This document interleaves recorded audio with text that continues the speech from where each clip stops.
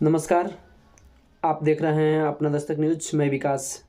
आज एक खास मुद्दे पर बात करूंगा जो बिहार के पूर्व मुख्यमंत्री राजद सुप्रीमो लालू प्रसाद यादव के ऊपर ही चर्चा होगी। जिस तरीके से आज डोरंडा कोषागार केस में इनको दोषी करार दिया गया और 18 तारीख को सज़ा सुनाई जाएगी कि आखिर ये जेल में कितने दिन तक रहेंगे।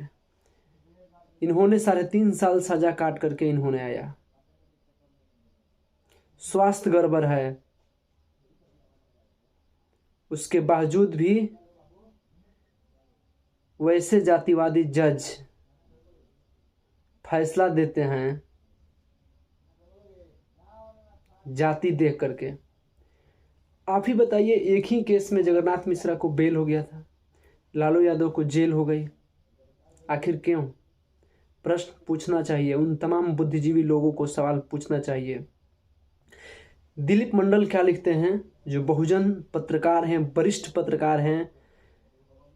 इतनी ताकत है उनके कलमों में कि इनकी बदमाशी हर एक जगह पर वो पकड़ते हैं। आइए उनको हम जानेंगे। लिखते हैं दिलीप मंडल सर, लालू यादव करप्शन यानी डीए केस में बरी थे, साजिश केस में सजा भुगत चुके थे। फिर जस्टिस अरुण मिश्रा ने फैसला दिया कि हर जिले की निकासी का केस अलग चलेगा, यानी एक ही अपराध की कई सजाएं। तो आप सुनिए, जो अरुण मिश्रा जो थे, एक ही केस में अलग अलग जिलों की निकासी के लिए अलग अलग सजाएं उन्होंने सुनाने का फैसला किया। मिश्रा रिटायरमेंट के बाद अब मानवाधिकार आयोग का 5 साल के लिए चेयरमैन है और उसका भाई जो एमपी है, जो मध्य प्रदेश है, मध्य प्रदेश हाई कोर्ट का जज, इनके पिता भी हाई कोर्ट का जज थे। अब बताइए, ये जो अरुण मिश्रा जिन्होंने फैसला दिया था लालू यादव के खिलाफ, घोर जातिवादी लोग, आज ये मानवाधिकार में 5 साल के लिए चेयरमैन है। इसका भाई मध्य प्रदेश का हाई कोर्ट का जज है, हाई कोर्ट का जज है। अरुण मिश्रा वही जज है जिनके खिलाफ सुप्रीम कोर्ट के 4 जजों ने प्रेस कॉन्फ्रेंस की थी, क्योंकि सारे राजनीतिक मामले उन्हें सौंपे जा रहे थे। चारों जजों ने कहा था कि ये लोकतंत्र की हत्या है। देखिए, जिस तरीके से आपने सुना होगा कि 4 जजों ने मिल करके प्रेस कॉन्फ्रेंस की थी और उन्होंने बताने की कोशिश की थी कि देश में अच्छा नहीं चल रहा है। एक ही लोगों को राजनीतिक मायने से बदला लेने के लिए उन्हीं को केस सौंपा जाता है ताकि फैसला उनके खिलाफ हो। तो ये सारे मुद्दे हैं और ये सरकार जो खास करके बीजेपी सरकार है, उन तमाम बहुजनों लोगों को अधिकारों के हनन करना चाहती है और छीन लेना चाहती है।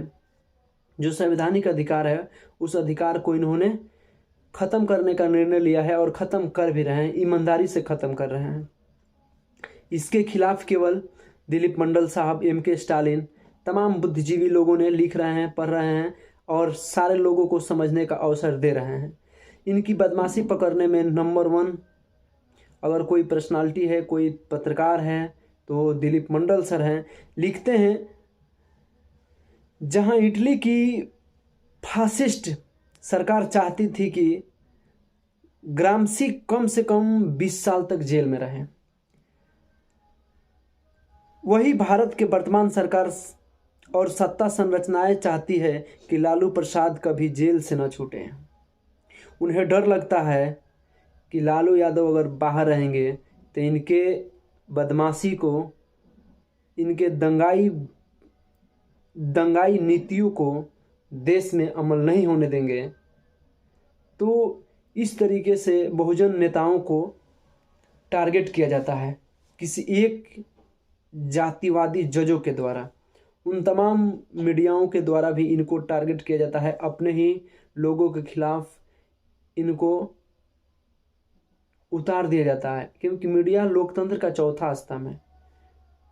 तो ये आज का बड़ा मुद्दा था। जिस तरीके से 18 तारीख को लालू यादव को सज़ा सुनाई जाएगी, आखिर वही लोग सज़ा सुनाते हैं जो लोग इनको फंसाने का कार्य करते हैं। क्यों नहीं बोलते हैं कोलिजियम सिस्टम पर? क्यों एक ही केवल 200 ही घराने के लोगों को, घर के लोग जज बनेंगे? तो कोलिजियम बहुत खराब सिस्टम है। इसे देश का फ्यूचर बर्बाद हो रहा है, इसे घोर जातिवादी पैदा हो रहे हैं। लालू यादव को सज़ा इसलिए दी जा रही है क्योंकि उन्होंने सामाजिक न्याय की लड़ाई लड़ी थी। उन्होंने उन तमाम देश के मजलूम लोगों के लिए आवाज़ दिया था, स्वर्ण दिया था, जिससे वो बोल सकें। जो कभी ब्लॉक में नहीं जाते थे, उनकी सरकार आई तो ब्लॉक में जाना शुरू किए, पढ़ना शुरू किए। उस चारागाह विद्यालय बना था। तो इसका सज़ा लालू यादव भुगत रहे हैं, न कि चारा घोटाला की वजह से वो जेल में हैं। आप सोचिए, जिस तरीके से लखीमपुर खीरी में, जिस तरीके से जो लखीमपुर खीरी का जो केस था टेनी का, उसका बेटा जो है को बेल मिल जाता है, आजम खान को बेल नहीं मिलती है। कितना दिनों तक उनको जेल में रखा जाता है। तो ये सब जातिवादी लोग हैं, जातिवादी जज हैं। आखिर फैसला अपने पक्ष में ही देते हैं। वैसे लोगों को सज़ा जरूर देंगे जो लोग कॉलेजेस बनाएंगे, विद्यालय बनाएंगे, उन मजलूमों को लड़ने के लिए साहस देंगे, हिम्मत बढ़ाएंगे। वैसे लोगों को सज़ा भुगतनी पड़ेगी। बाबा साहेब ने सज़ा भुगते थे, पेरियार रामास्वामी नायकर ने भी कठिनाइयों का सामना झेला था, माता सावित्रीबाई फुले ने भी इस समस्याओं को झेला था।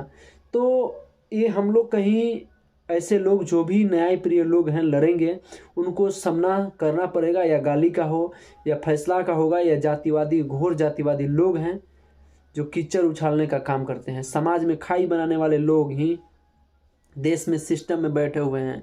वैसे लोगों को सत्ता से बेदखल करना जरूरी है। मैं तमाम SC ST OBC और माइनॉरिटीज के लोग और जो लोग और लोग हैं जो न्याय में, सामाजिक समानता में भेदभाव नहीं रखते हैं, वे लोग अच्छी समाज का कल्पना करें। बेहतर समाज बनाने के लिए उनको आगे आना चाहिए। और जिस तरीके से केवल एक ही समुदाय के लोगों को टारगेट किया जा रहा है सुप्रीम कोर्ट में बैठे हुए जातिवादी जजों के द्वारा, वे बिल्कुल नाजायज़ है। इस तरीके से उनको नहीं करना चाहिए, या आने वाले पीढ़ियाँ अगर जग जाएगी तो आपको बख्शेगी नहीं। आप देख रहे थे अपना दस्तक न्यूज़। धन्यवाद। मैं विकास।